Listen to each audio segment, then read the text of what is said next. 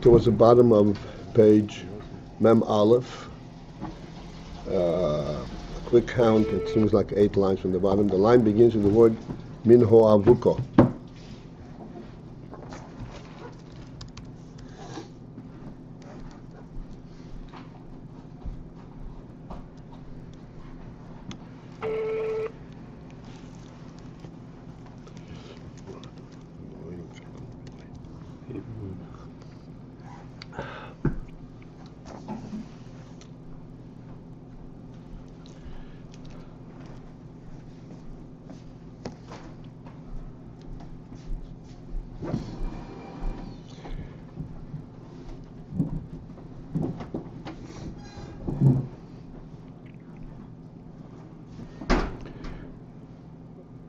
So we are kind of concluding the principle of hashpah atzmi, hashpah gufnis.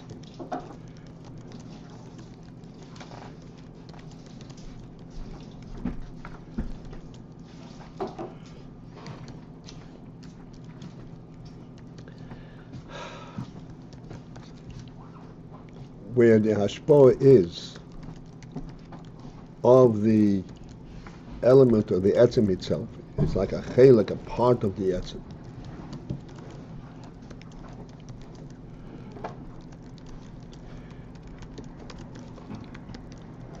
And here, in the case of hashpah's tipah, just as in the hashpah ruchnis, we needed a special insight to understand how this is hashpah. Hashpah means he's giving of himself, and we discussed it. Here it's the opposite. It is himself. How is it hashpah? It's an extension of himself.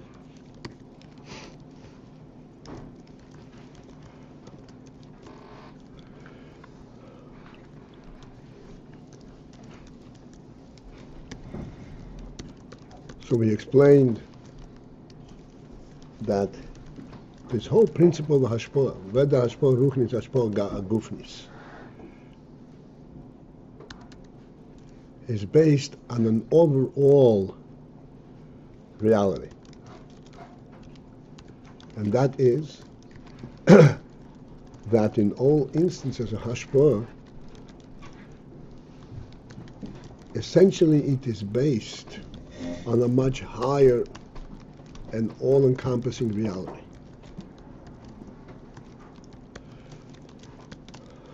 If something from the atzmi breaks out and goes out,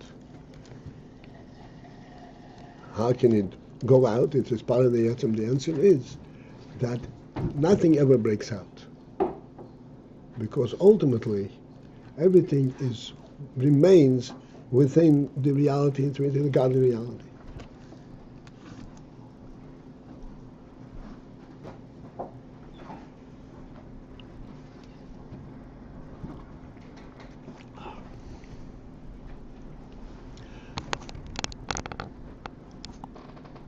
And in that respect, it is appropriate to call it hashpah,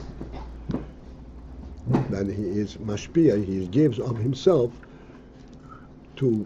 so that this new entity will be a separate entity from him.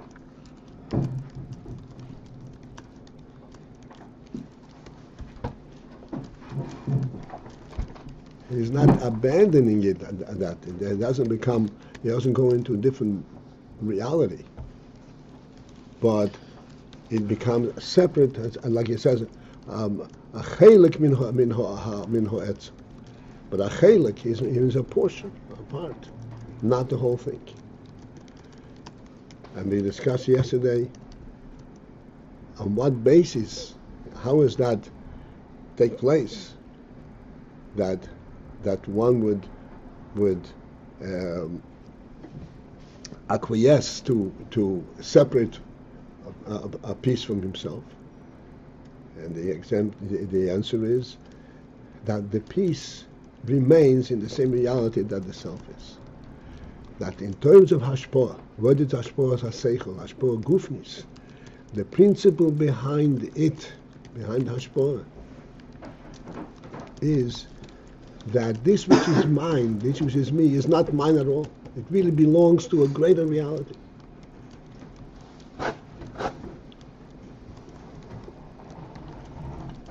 This is what we saw the koyches makifim.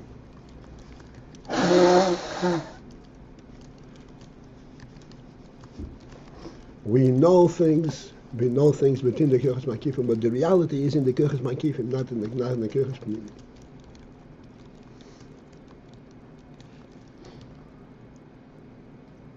This is why, just to cite a few halachas, the son broke karadabur. The son is an extension of his father. In a real halachic sense, that halacha is that the Yerusha is not considered a transfer of reshuyos. Doesn't have a deal with transfer. It's a continuation of the same ownership.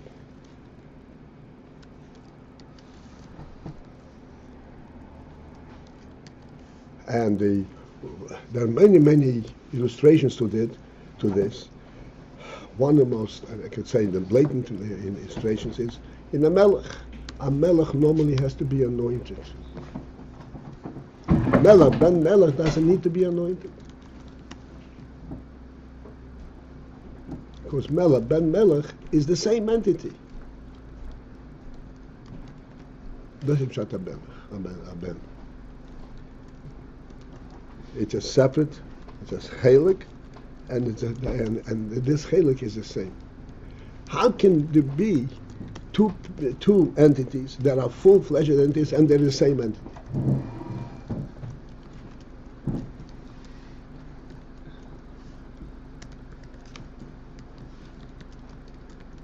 The answer is that they all relate and are bottled to the overall reality. Who makes a melech? Does he make himself a melech? No, the Rebbe makes him a melech. Who makes a human being? Who gives a neshama?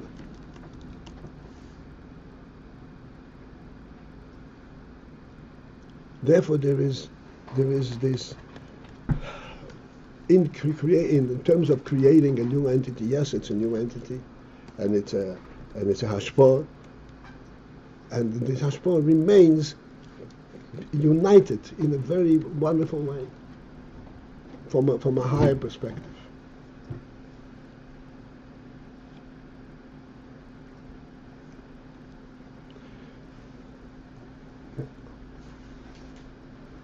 Yeah. Okay. What was the emphasis with it? You're saying it's chelik. It's only a portion. Yeah, we see that the son can be greater than the father, or can be, in other words, it's not You're less. You're preempting a question. V'zehu hatam. This is the reason, in fact. Masha yochen li is gam yofekei haben kuli.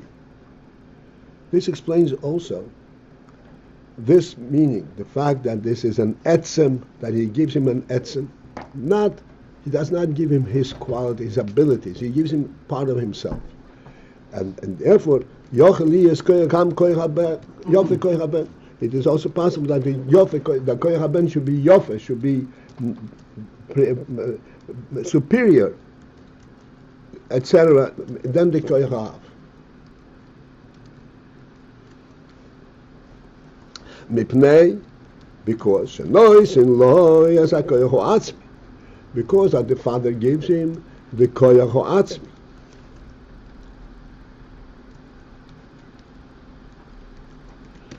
Koyach atzmi. This is a phenomenal inyan. Koyach atzmi means the essential koyach. We tried every which way to allow it, or to focus in what we mean by atzmi. How can there be an atzmi in the world, which is, the whole world is all a composite of things.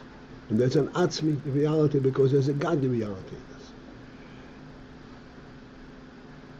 Koyach atzmi has unlimited resources. It's an unlimited resource. To give us a very simple but not that easy to understand, but nevertheless we have a tangible way of looking at it. The earth has a koyach atzimeach. This koyach atzimeach in the earth is a koyach atzm in the earth.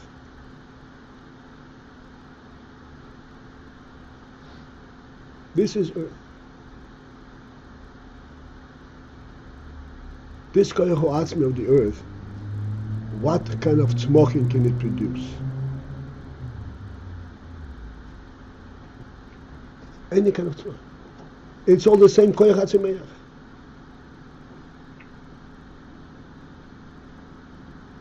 What can sprout, come forth from the koyach atzmi is unlimited. He gives him the reality. Now do with it whatever happens. Whichever seed you put into the ground will respond to it.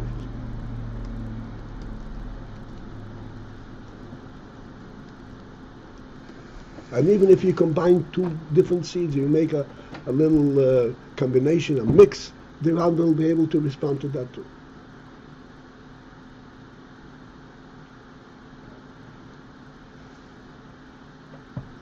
So therefore, since he's giving koyach atzmi, from this koyach atzmi, yuchal liyez hagiluyim bechama ifani.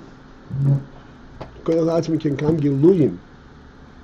It can develop, so to speak, in many different ways. Benalim beyoser and benalim and supreme type of manners. Beyoser, extremely supreme. There's no limit. What the koyach atzmi has in potential, so to speak, in possibility.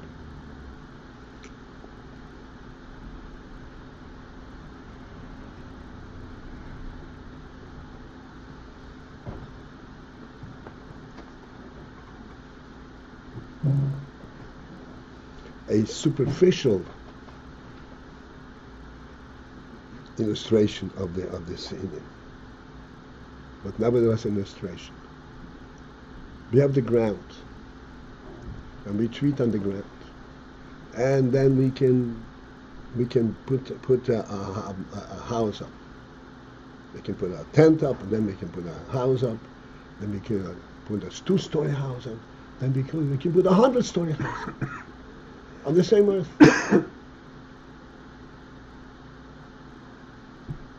It's an amazing thing.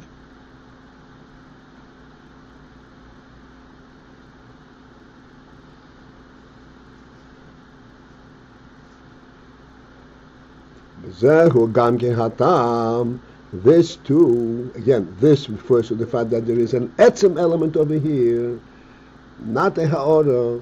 That too explains masha hashpah hi bli gvul. The fact that this hashpah is bli gvul. Bli gvul means it has no boundary, as we can see. Lefi, because shehi hamshocha atzmiyis. Because it's a hamshocha atzmiyis, meaning sheho etzenim. It's a hamshocha, it's a personal and essential hamshocha, which means that the essence itself is drawn in this hashpah. Lochein, thus, ein bazaki loyin v'hefsek kla aliyelon. Therefore, in this there is no kiloyin, there is no dissipation, and there is no interruption.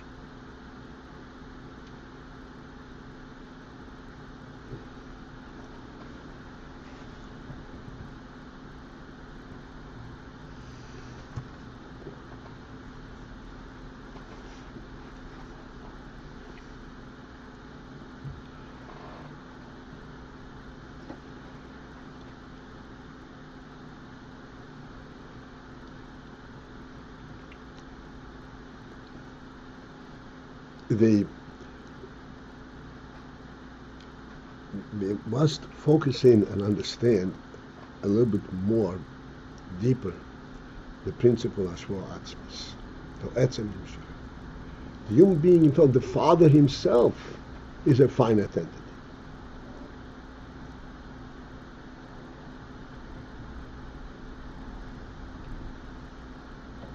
How is it that he is a finite entity and he has an infinite resource and and that which creates from him is an atzmi, and that will never end?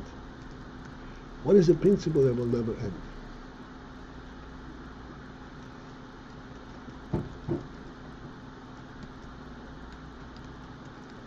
You have to understand, at least try to understand.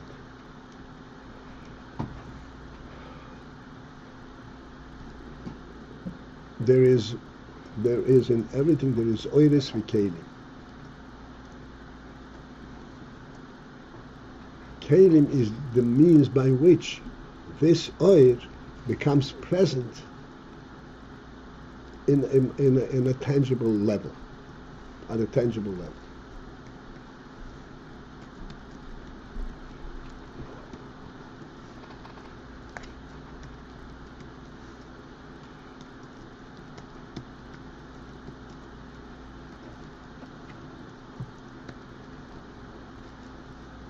We mentioned before, the earth can produce infinite variety of produce. All that is expressed in the earth. The earth itself is a rock, dust. This koyach atzmi sheba'aretz, please understand, is the godly command that exists there. Tachi horetz deshe. Etzem, as we said before many times, there is no such thing as etzem in the world. It's not a worldly reality. There's nothing in the world that cannot dissipate in itself. What makes it real is the fact that it was created to be and to function in a certain way. This is what makes it real.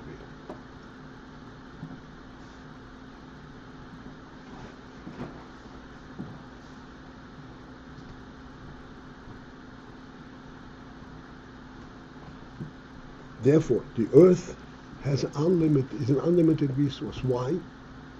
Because there is a godly definition given to the earth.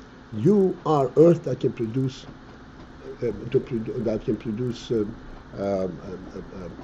vegetation.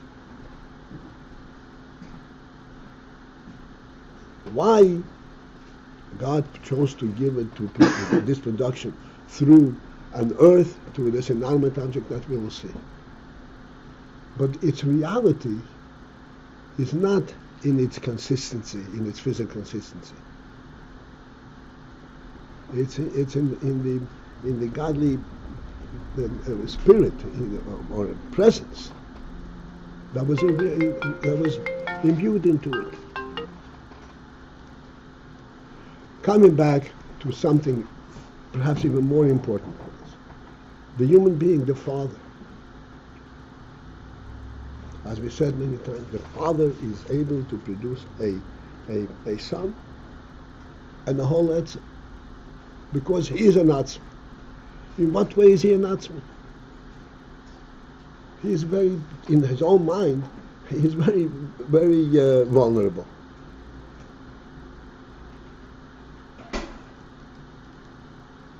He's not an atzmi at all.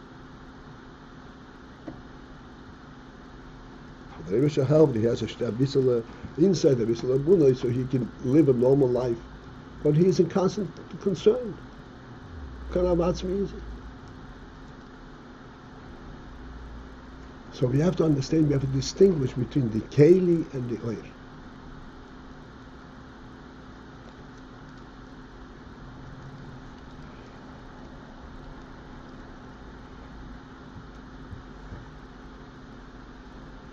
The keli is very, very precarious.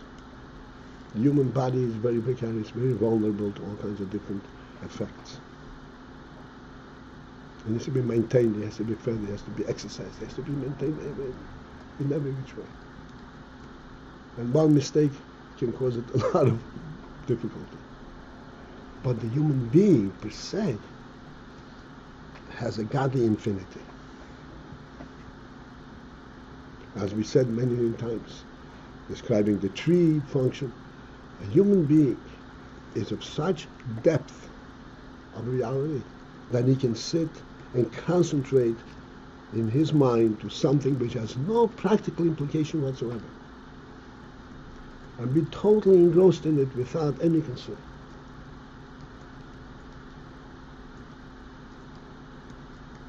Because there's this fundamental reality.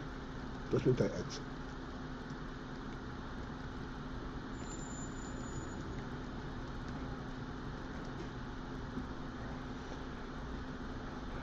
I mentioned to you several times, as I recall, a personal experience that I had when I was in my grandfather's home in Tashkent, a very short period of time. When I was a little boy from Moscow,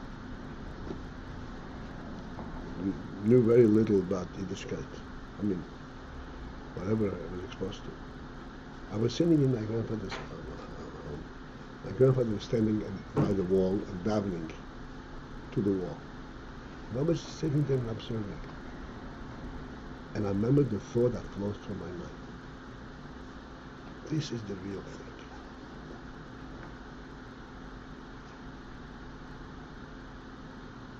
This is the real thing. Which means this is the real thing. What's the reality? To be able to stand in front of the wall, the closed eyes, and be a human being, that's the real human being.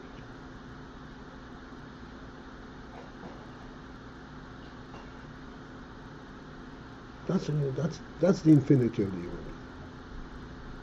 That's the atzmi.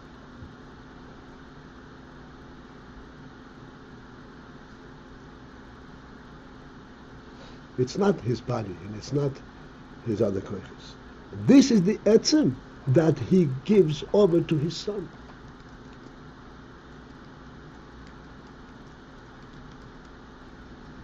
And this is why it's believable. Because this in fact is believable.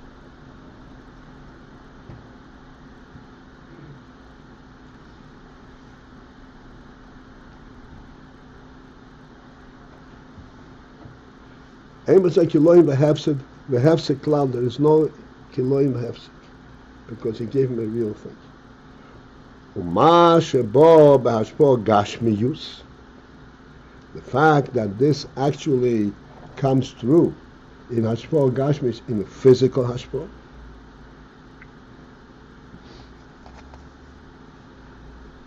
gashmiyus is not the real thing. Gashmiyus, it does dissipate. The answer is, Hu mipnei she'amshoches hu etzem hu bedover gashmi dafka. It is due to the fact that amshoches hu etzem is in the dover gashmi dafka. Right now, the Rebbe is giving us just the brief answer. We'll discuss it and so forth. Amshoches hu etzem is in the dover gashmi dafka. Just to introduce the topic, it will still be discussed.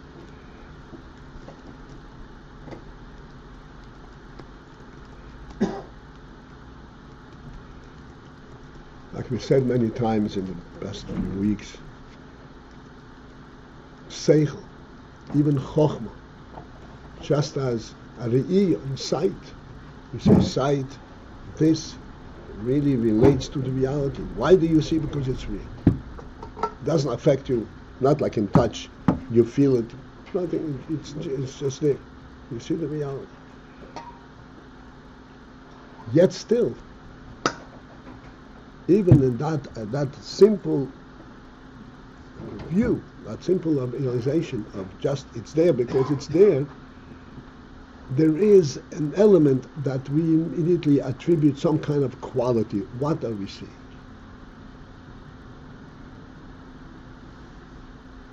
What are we seeing?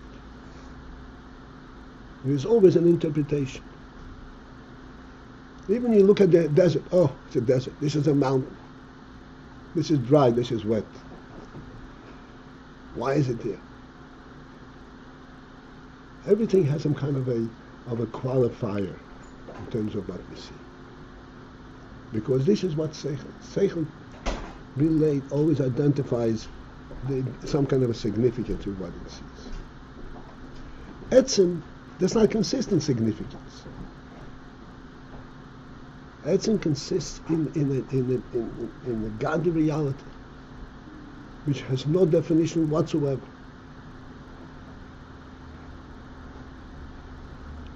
To transmit that aspect, it has to be a means which does not camouflage, which does not present itself. It has no its own presentation.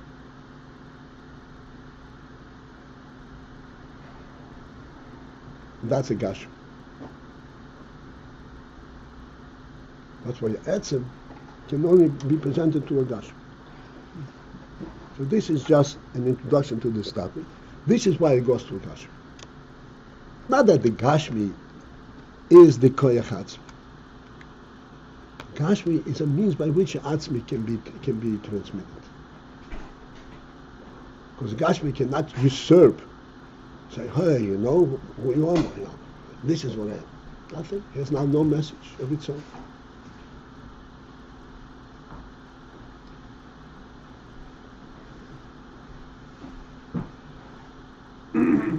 So so atzim hu b'dover gashmi dafko. We got a couple of minutes. V'yesh al zeh kamo dugmois. Can I ask a question about something that you said a little bit earlier about the how does but the question of how does the father agree to be mamshich his etzim and the idea that they're in the same godly realm? If the hamshacha of the etzim is like a yitzutz from the avuka, the avuka is not losing anything he's not losing anything. It's like when Moshe Rabbeinu gave up himself to there was nothing diminished. Why would even the question arise of how does the father agree to give the chaylik? There's no the Moshe from Moshe Rabbeinu is not a Moshe because there he didn't give the etzim, he gave a ha'ara. Okay. He is giving an etzim. But even by the etzim, does the father lose anything? It's not a question of losing.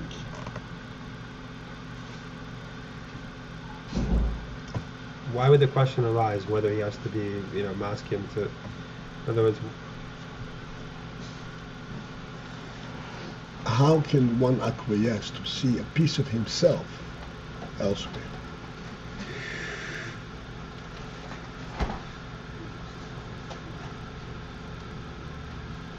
It's not a question of losing or gaining.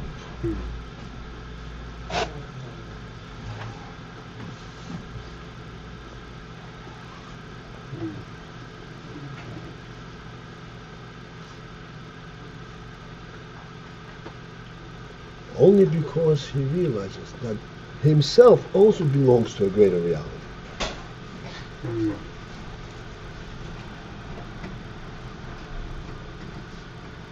That's the real self. This is the idea of the transplanting that has to come from the outside. That's right. That's the real self.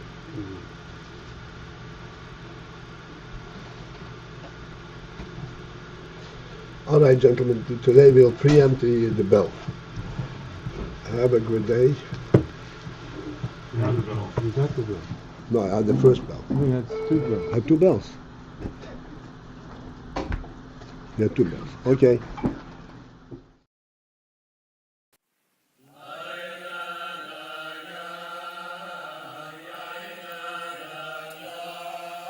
Giving himself, he's giving only a chelik. He's not giving his whole self. He's only giving a chelik. What's the emphasis there? I mean, he's giving his. He doesn't give himself up. That's what it means. That's what. Doesn't give himself up. He remains his etzem, and there's a chelik of himself that is now outside. Perhaps we'll discuss it more tomorrow. Okay, have a great day.